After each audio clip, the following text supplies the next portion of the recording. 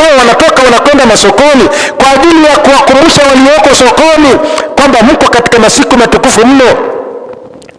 Mko katika masiku 10 katika mwezi wa Dhulhijja, masiku ambayo yana kheri nyingi. Leteni takbira. Hata mkiwa katika biashara zenu, hata mkiwa masokoni, leteni takbira.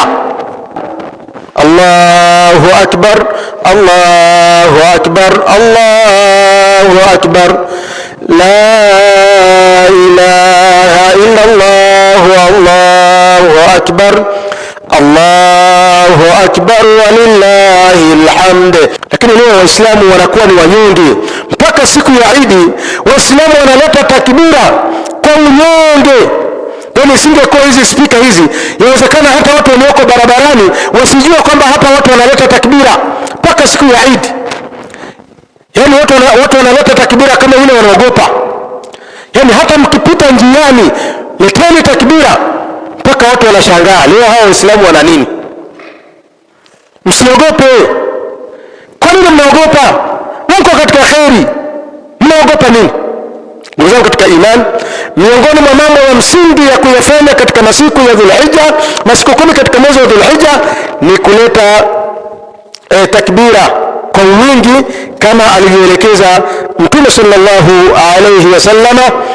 Lakini katika miongoni mwa mambo ambayo yanafanyika katika masiku haya ya Dhulhijja ni pamoja na kutekeleza ibada ya hija na umra kwa wale waliojaliwa kwenda katika mji wa Maka. Mahujaji hivi sasa karibia wote wako katika nchi ya Saudi Arabia kwa ajili ya kufanya ibada ya hija. Kwa miongoni mwa mambo ya kufanya katika mwezi huu wa Dhulhijja ni kufanya ibada ya hija. Haukujaliwa katika mwaka huu, pambana, ikiwezekana hata mwakani uende. Pambana, usikate tamaa.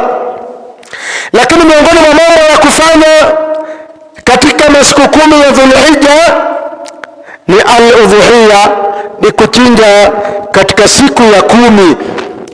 Ama utaratibu wake kama tulivyoahidi, tutakuja kueleza fadhila za kuchinja na yale yanayofungamana na ibada hii ya kuchinja, ili Muislamu afanye ibada yake kwa ujuzi, afanye ibada zake kwa kuelewa, asifanye ibada yake kibubusa, asifanye ibada yake kwa kufuata tu kwamba watu huwa wanafanya hivi.